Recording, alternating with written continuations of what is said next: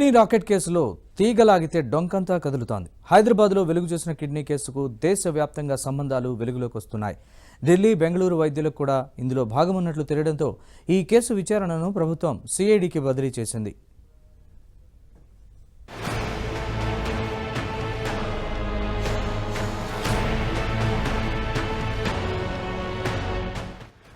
హైదరాబాద్లోని అలకనంద ఆసుపత్రి వేదికగా జరిగిన కిడ్నీ రాకెట్ కేసులో కీలక మలుపు చోటు చేసుకుంది.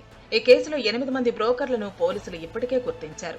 6 నెలలుగా ఈ ఆసుపత్రిలో కిడ్నీ మార్పిడి ఆపరేషన్లు జరుగుతున్నట్లు అధికారులు గుర్తించారు.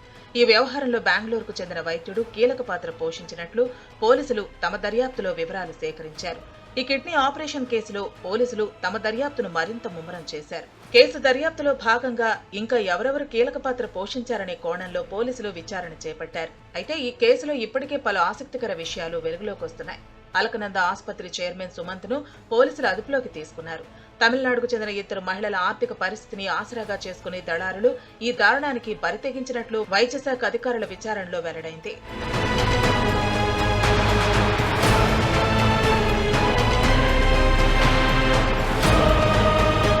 దాదాపు 5 గంటల పాటు బాధితులతో చర్చించిన వైద్య అధికారులు కీలక వివరాలు రాబట్టారు. ఈ వ్యవహారానికి సంబంధించి డాక్టర్ నాగేందర్ ఆధ్వర్యంలో వైద్యుల బృందం ప్రభుత్వానికి కీలక నివేదిక సమర్పించినట్లు తెలుస్తోంది. అలకనంద ఆసుపత్రిలో అక్రమ కిడ్నీ మార్పిడి రాకెట్ కేసులో పోలీసులు ఉచ్చు బిగిస్తున్నారు.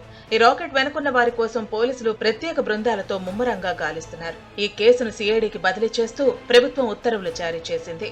కిడ్నీ రాకెట్ కేసులో దాతలు తమిళనాడుకు చెందినవారు, గ్రహీతలు బెంగళూరుకు చెందినవారు. కిడ్నీ మార్పిడి శస్త్రచికిత్స జరిగింది హైదరాబాద్లోని ప్రైవేట్ ఆసుపత్రిలో. ఆపరేషన్ చేసింది ఢిల్లీకి చెందిన వైద్యులుగా అనుమానిస్తున్నారు. దీంతో 3 రాష్ట్రాలతో లింకులు ఉండటం, ఒక్కో కిడ్నీ మార్పిడి పేరుతో లక్షల్లో వసూలు చేస్తుండడం, వందలాది మందితో లింకులు ఉండటంతో కేసును సిఐడికి అప్పగించింది.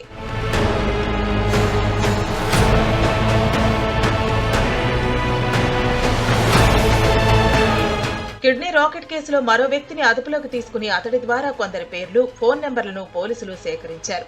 దీని ఆధారంగా దర్యాప్తు ప్రారంభించి 8 మందిని అదుపులోకి తీసుకున్నారు. వీరంతా తమిళనాడు, కర్ణాటక నుంచి కిడ్నీ దాతలు, గ్రహీతల్ని తీసుకురావడంలో కీలకంగా వ్యవహరించినట్లు తెలుస్తోంది.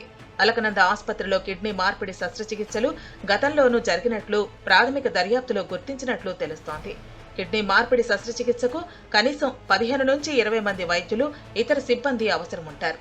చికిత్స చేయడానికి వైద్యులతో పాటు ఆపరేషన్కు ముందు, తర్వాత ఐసీయూ, ఆపరేషన్ థియేటర్లో నర్సులు, టెక్నీషియన్లు ఉండాలి. ఇంతమంది ఎక్కడి నుంచి వస్తున్నారనే కోణంలో దర్యాప్తు సాగుతోంది. అలకనంద ఆసుపత్రి 9 పడకలతో ప్రారంభమైందని, ఇందులో ఎలాంటి ప్రత్యేక వసతులు లేవని వైద్యారోగ్య శాఖ అధికారులు ప్రభుత్వానికి ప్రాథమిక నివేదిక ఇచ్చారు. ఆసుపత్రిని ప్రస్తుతం సీజ్ చేసినప్పటికీ ప్రత్యేక అనుమతితో లోపల మరోసారి తనిఖీలు చేసే అవకాశం ఉంది. కిడ్నీ రాకెట్ కేసులో పోలీసులు మరింత మందిని అదుపులోకి తీసుకోనున్నారు.